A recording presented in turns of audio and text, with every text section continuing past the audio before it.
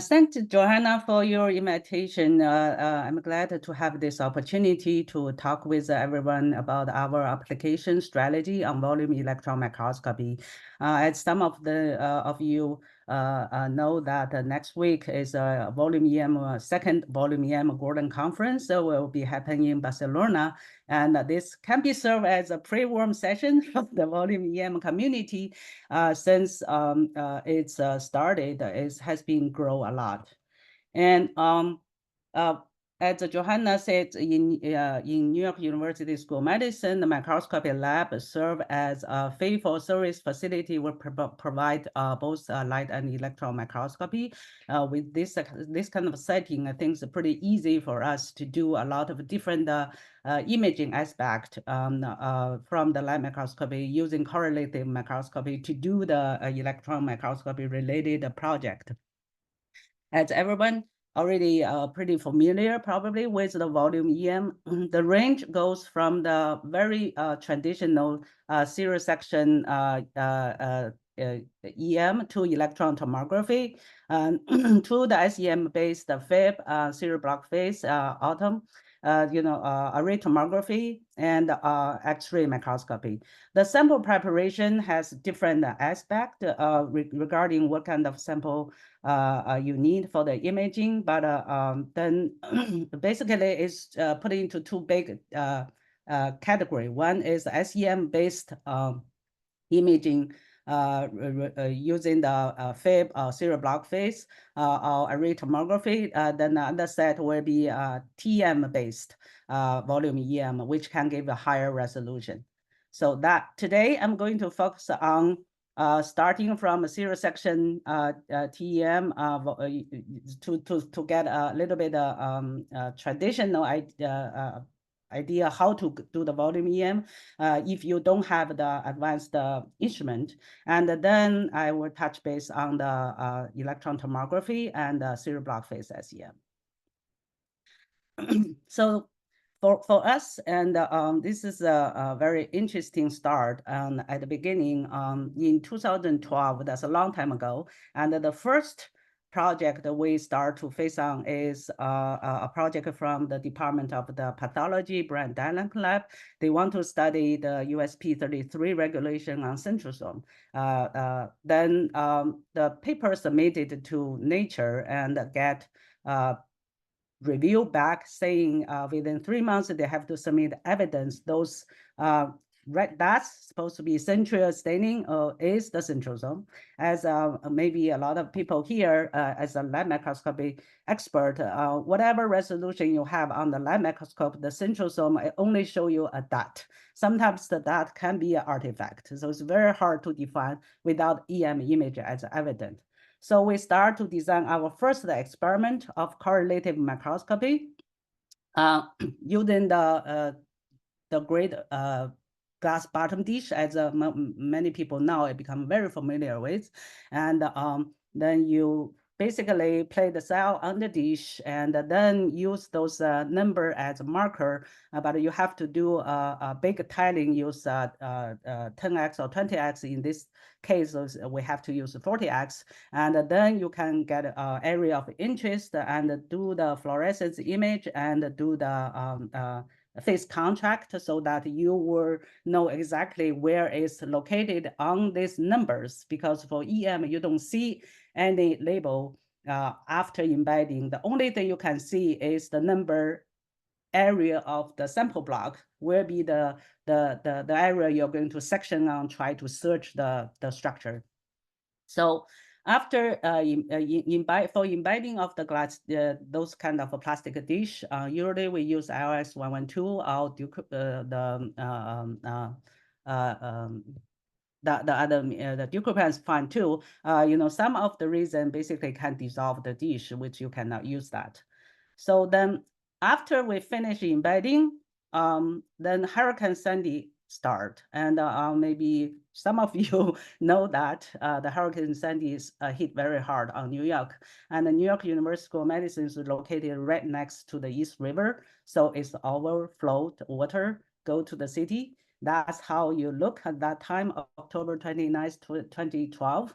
All the downtown Manhattan become really black, below the 39th Street. NYU is 34th Street. So we lost the power, and you can see that's in front of medical center is all flooded. And we lost the power for about 2 weeks. Then there's no heating in the whole institution. So luckily, we already finished embedding, but during this time, it's the winter time in northeast of American, and we have to work in the code to continue find the area of interest to do the section. So this is the light microscopy image. This is the related EM image. And finally, we cut the deadline to do the serial section and to find the area of the central in the cell, and the paper published on time in Nature.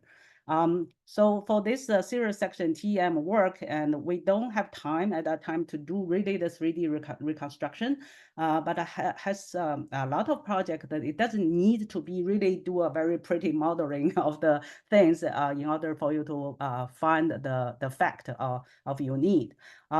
So with this lesson, I just want to tell everyone, if you don't have the modern instrument, you still can do the volume EM, use the old EM. That's what we have at that time. We only have two 40-year-old 120 kV CM12 and the 200 kV Philips CM200.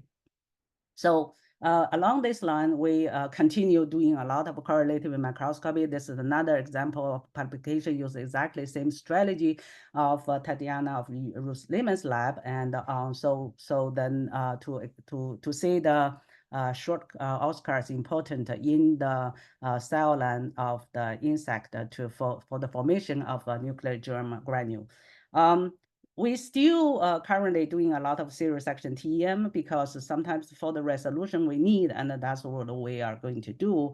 Ideally, the embedding is important. Then how you continue with the serial section is also important. What we usually do is we do the first section 200 nanometer thick, so that you can have the number including on your sixth section. The first section, so you can easily follow up the number area to get the area of interest under the TEM. However, for some of the project, for example, if you want to see the intercalated disk, especially define the desmosome and the adhesion junction, it's very difficult in this situation. Even with the high pressure freeze the sample in the mouse heart, you can see that in the plakophilin 2 heterozygous mouse, the junction has a little bit changing, but you don't know what exactly part of the intercalated disk has a problem. So at this kind of situation, what we can do is we cut the thicker section. Like generally we can cut the 200 nanometer thick section, use 200 kV of the TEM to do the electron tomography. So that's how we did for this project. And we as I just mentioned, we have a 200 kV Philips CM200. So we do the 200 nanometer thick section and doing the tilt series from plus minus 65 degrees so that we can get 3D reconstruction. And you can clearly see that the gap junction in here, it usually is narrow in this region, for example, then it's not affected, but the desmosome is heavily affected in this heterozygous mouse. And so for the higher resolution, small volume electron tomography is a very powerful tool to resolve the junction structure. Another application will be the mitochondria.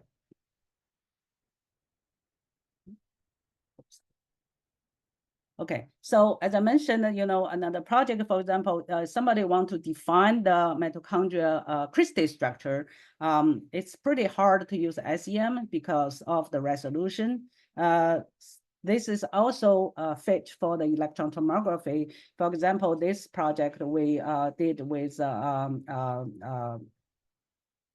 EFU and of the Anais virus lab, and they want to see the mitochondria DNA damage can affect the mitochondria cause the mitochondrial membrane changes. So we did the TEM, and you can see that the mitochondrial structure has changed after the treatment. However, if you want to really see how the inner membrane connected to the whole mitochondrial membrane, it's very hard to use a 2D TEM section. And so we have to use electron tomography in order to do that. At this time, our 200 kV microscope is already retired, so we purchased the 120 kV Talos 120C with lab 6 filament. So as we can see that with as long as you can have the lab 6 filament installed in 120 kV TEM, you can still do a nice 200 nanometer thick section electron tomography. So from those tomograph, you can clearly see the difference of the inner membrane of the mitochondria. So I'm talking about the small volume, but if you want to do the large volume, can you also use electron tomography to do that? Yes, you can. It's a little bit tedious. For example, our current project work with Jinhua of the Neo Ristice lab, and they are working on the virtual neural core of the C. elegans sample with high pressure freezing preserved sample. You can see the structure is nice, but they want to reconstruct a 1 micron area thickness of the section in order to quantify those synaptic vesicle. So the strategy we're doing in here is you get a serial section of 200 nanometer, then you collect the tomograph, and then you do the stack them together. So we have another TEM Geo 1400 flash also installed with Lab 6, and then we purchased a new tomography holder, which is a Feng-Xia dual axis tomography holder, which is very easy to change the angle when you collect the tomogram. And so this is really helpful, and we got a nice data set for this data. You can see that. So then how to match this data together from section to section sometimes can be really tedious. And the ideally is you use ETOMO, for example, in this tutorial of ETOMO, if you happily in a cell, you have the centrosome, which you can see nearby has a lot of tubulin, microtubule structure. You can align those lines from the end of the section to the beginning of the section to get all sections stacked together. So for our situation, we did not find the filament. Then the only thing we can use is synaptic vesicle. So you suppose the vesicle is round, right? It's sphere, and you can find some of the vesicle was like a halfway on the one section, the other half in another nearby section. So you can use this as a marker to match all the data together. So while we were working on this project, we also realized this is not our first project for the serial section electron tomography, but we never noticed the changes in the Z for each section. So from here, you can see that when you set microtome to cut 200 nanometer, with assuming the microtome will cut 200, right? Even though they may have a little bit of error due to the thermodynamic mechanism, but still it cannot be changed so much. The real thickness what we get from image, for example, is 150 or 120 versus 200. So we are puzzled by this, and then we dig into the literature and talk to with our cryo-EM core facility person, and we realize that this is not new for the plastic section. Actually, once you put the grids in the electron tomography, when you, as I mentioned before, when you collect the tooth series, you have to collect the images from plus 65 to minus 65, every 2 degrees collect one section. So then your section will expose on the electron for pretty long time. During this long time, then the section will basically thinner, it will become thinner. And from this graph, you can see that at the beginning, it will shrink very quickly, then later on become quite stable. The shrinkage can go up to 75%.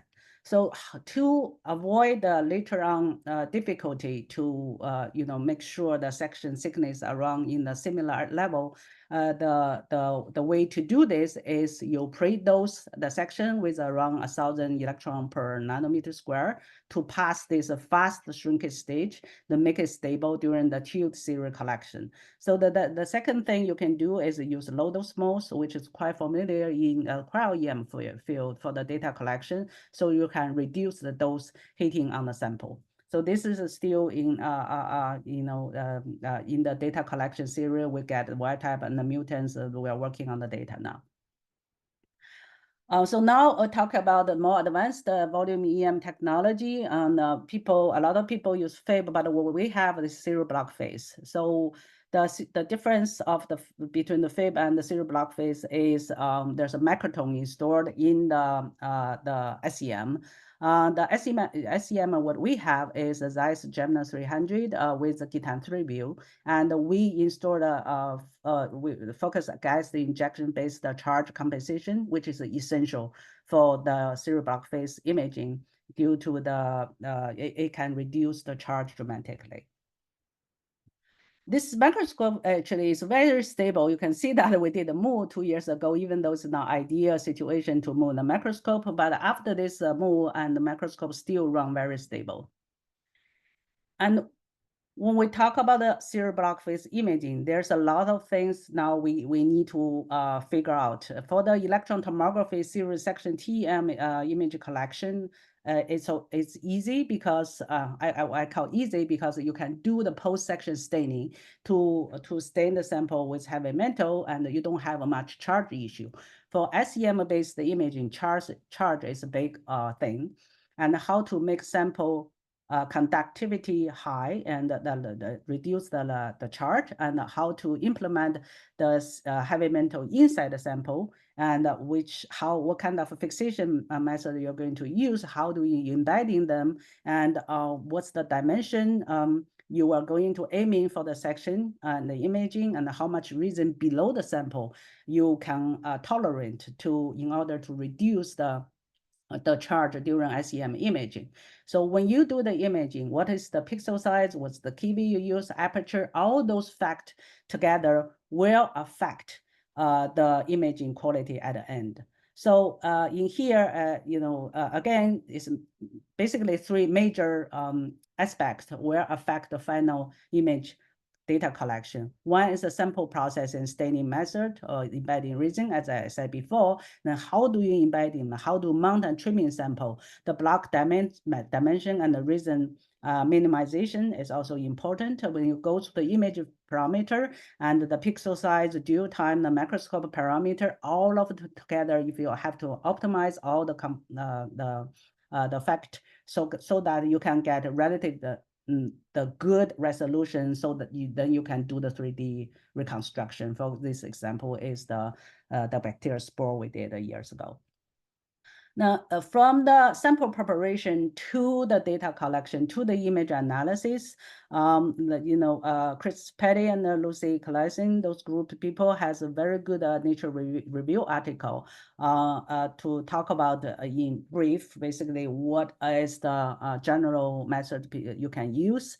And for the sample staining, majority of the people or majority of the project that can be still use the traditional ROTO staining method, which is generated from Tom Dirk and Mark Ellisman of the UCSD. As I mentioned, biology sample processing is very, very important, and without a good sample prep, you will not really get good imaging. Like routine people say garbage in, garbage out, right? And I will use like a 2 example or 3 example to show the importance of the sample preparation. A lot of people are trying to do the small amount of cell, for example, flow sorted T cell try to analyze structure. In this case, we want to see the mitochondrial structure, how to collect the cell and in the way during the sample processing without lose them. And what we found out, use this kind of tip, very sharp tip beam capsule can, then you do the horizontal centrifuge, make the small amount of sample, several hundred and 1,000 sample into the tip of the beam capsule so that you can contain them nicely. And after you collect your sample, you use traditional glutaraldehyde osmium tetroxide fixation. You can see the mitochondrial structure is there, but it's very hard to define, right? Because of the T cell, it is very small, has very small cytoplasm, and every structure seems as very condensed. With the reduced osmium thiocarbohydrate, osmium with the so-called ROTO technology, you can see that the membrane structure is really highlighted. And so that's very easy to do the mitochondrial segmentation, reconstructs the whole mitochondria in the T cell. So this is also true with a bacteria infected insect, the bacteria name called Wolbachia, which will infect the mosquito, and those mosquito who get which get infected by those Wolbachia, they are very resistant to the yellow fever and dengue, those kind of things. So Ruth Lehman lab want to study the Wolbachia biogenesis in the cell. So that's the project we're working on. With the traditional method on the left, you can see that the Wolbachia is very hard to define with a so crowded cell organelle inside the cell. But on the right, you can see with the ROTO, this membrane structure, once it highlighted, you know Wolbachia membrane is very obvious. You can define from the mitochondrial structure. So with this kind of highlighted membrane show up, then you can easily do the segmentation of the Wolbachia to see where it is inside the cell.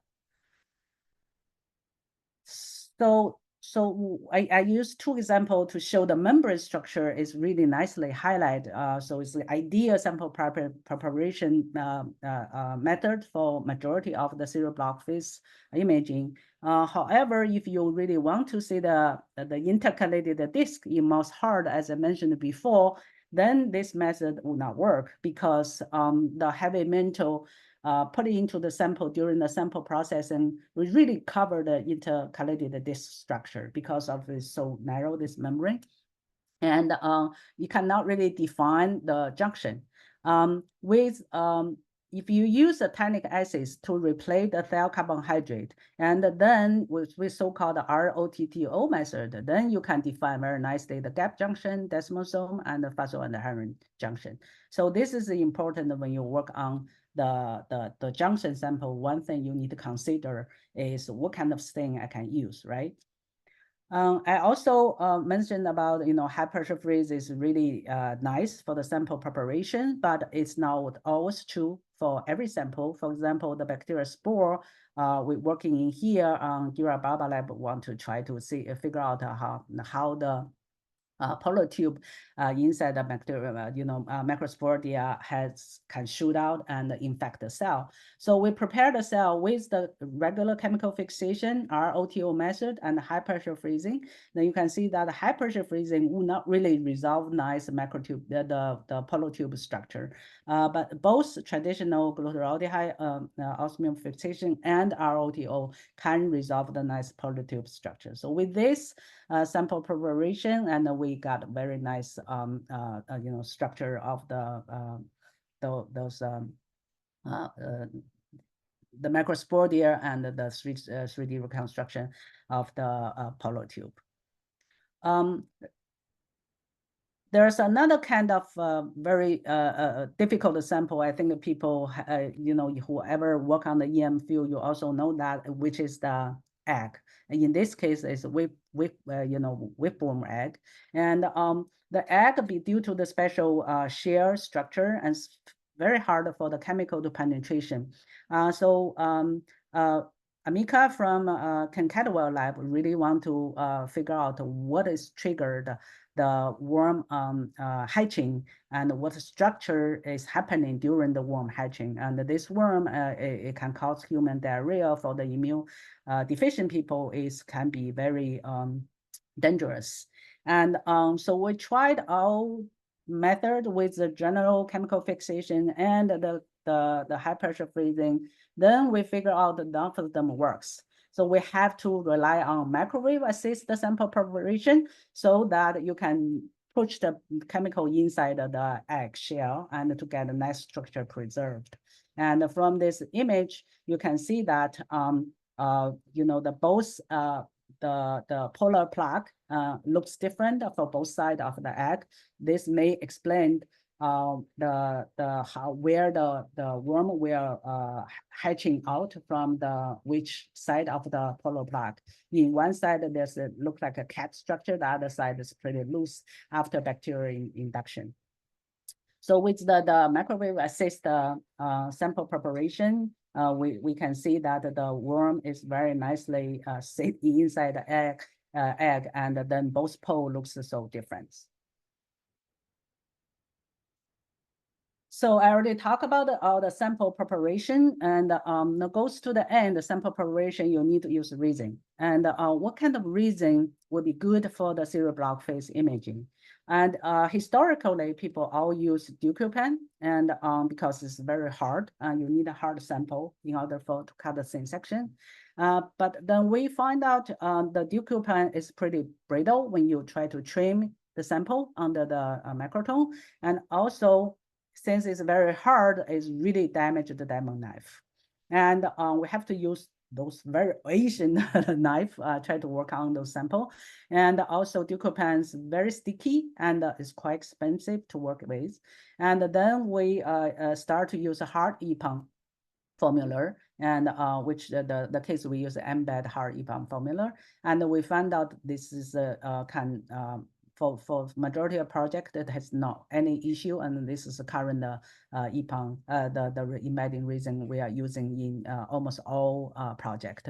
From this paper published by the biographer group in method in cell biology, you can see that the popularity of the EPAM-like reason did grow, and it's like almost equally a number of publication from both reason. Then after resin embedding, then how to trim the sample block? This is another challenge question during the serial block phase imaging whole processing. And in general, the biological sample will fall into this several category. One extreme is one cell layer, which is like this case, the unfast cell culture, right? You have to do the unfast embedding so that you have only one cell layer on the surface of the sample. Then another one is like a general, very easy to work with under the skin. Beginning of the serial block phase is like the brain sample. In this case, is corpus callosum. It's very dense, so this will be easy one to how to trim that. But the orientation is important in order to make sure those myelin axon was a perfect cutting on the cross section. Then another kind is for example, the loose tissue like a lung and the fat, and those you need to make sure the sample prep to get enough conductivity. And another one is like a Drosophila ovary, this kind of irregular shape. For example, this one is very, very long. So with all different kind of sample require different trimming during this mounting processing. So if you don't get a good trimming, and you will get a really bad data collection. What we really want is even contract and well-reserved structure. In this case, this cardiomyocyte, epicardiomyocyte region. And then you want to get a artifact-free during the cutting. But if you have charge, you will cause this kind of issue. So that's what your expectation of the sample data collection. That would be nice, but a lot of cases you will face this kind of situation. That's all caused by charge. So how to minimize all those disadvantages to get the best data. So we just published the paper in the PLOS protocol using the cell monolayer as an example, because this is a very difficult one to work with, and how you prepare a sample, how you trim the sample to minimize the region, and then how to get data collection with high resolution. And so basically it's the same. We work with Novel of the Euro-Baba lab and to fix the cell and use exactly strategy I talked at the beginning, basically the dish method for the embedding. And we have a little trick presented in the paper that basically you have to trim the other side of the cell first to get rid of the resin, then before you mounting on the pin. If you want to find the detail, you can go to the paper. And after the trimming and mounting the cell, and during sample imaging collection, where to put this FCC was to focus, the charge reduction device is also important. The angle you put, the area you put should be covered the whole block face. Then you have to balance the parameter during those imaging period. Basically, acceleration voltage you can play with, aperture you can play with, pixel size, dwell time, and the gas amount. So all those one will get different effect. When people come to you with any project, they want to get a good data set, they want to get fast and cheaper. And this is not very easy to get all things together. And so once you define that, then you have to define the area of interest. In general, what we like to use is the larger ROI, which is the region of the interest, basically can range from 50 nanometer to 100 nanometer with a lower resolution, so you can know roughly how the 3D organization of the interest cell organelle. Then you can do another 1 or 2 high resolution ROI, use like 20 to 30 micron XY. And all of them, during the data collection, you can collect the 3 data set at once. And then you need to define the resolution. For this case, for example, we want to see the mitochondria crystal structure also. Hopefully we can see that clearly, but not as good as TM, but you can define that. And then is the stable section. For the zero block phase, so what we find 50 nanometer is pretty stable to get a good section, even though the company claim people can cut 25 nanometer or 30 nanometer, which is really challenge. We play with all different kinds of sample. We think 50 nanometer is the good minimal the thickness of the sample you can cut, get reliable data. So only with this kind of reliable cutting, then you will know that you will not skip the section during the cutting, and you will get nice imaging along each section. So this is the data collection. For this set of data, we can see bacterial spore inside the cell, and with good segmentation, then you can do the good 3D reconstruction. Our recent very challenging project is we work with one group who is trying to figure out how sperm organized in the Drosophila sperm sac. As you may now know, we just learned from them, actually, Drosophila sperm is pretty long. It's longer than mouse and the human sperm. It has 2 millimeter long. And this in the sperm sac is full of thousands of them. So with such a long sperm, and they are all stay inside the sac, how can this sperm organize so that they are not tangled, right? And so with this question in mind, we have to collect the whole data set with this the sperm sac. The first data set, we use a 14 nanometer XY pixel size, a 200 nanometer in Z, which is cutting thickness. Then we find out that the resolution is not enough to track in order to track each of the sperm. And then we reduced the pixel size to 10 nanometer and the 100 nanometer section thickness. And then we got a pretty nice data set. And so the collection of the total volume of the data is 2.35 terabyte, and we with 44 folder and more than 2,000 files. So how to put them together is really a challenge. And as I said that, this is a nice data set, how to put them together. And our image analysis workstation only has 256 gigabyte of RAM. And the idea at the end we figure out is we can only put 100 gigabyte of data at once. And then later on, we stack them together. So this is still our work in progress. It's a very challenging project currently we're working on using the zero block phase SEM technology. So as I mentioned before, all those volume EM project we're doing is all use the morphology analysis. Can you do the protein labeling with the zero block phase? As you know that the optical microscopy labeling, you see the fluorophore only, you don't see the underlying structure. If you want to see both labeling structure versus underlying structure, protein localization is important. So we published this paper in 2023 for protein localization, use pre-embedding immunovolume EM method. And basically that's the overall workflow. Here is the detail. We use the mouse heart as example. We do the Viberton section, then we do tritone treatment in order that's the similar as you do the light microscopy immunolabeling. Then we do put the antibody, then we use a fluoro nanogold, which on the secondary antibody, you have one hand has a fluorophore, another hand has a nanogold, so that after labeling, you can see under the microscope the labeling on the tissue. Make sure you have nice positive labeling before you can continue.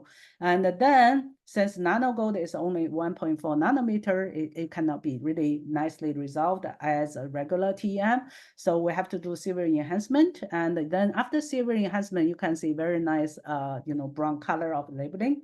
Then you can do the embedding, use this 2 clear sheet on the glass so that the section will be flat after the polymerization. Then we cut the area of interest, for example, is a left ventricle, and to do dissecting and mount it on the zero block phase sample pin.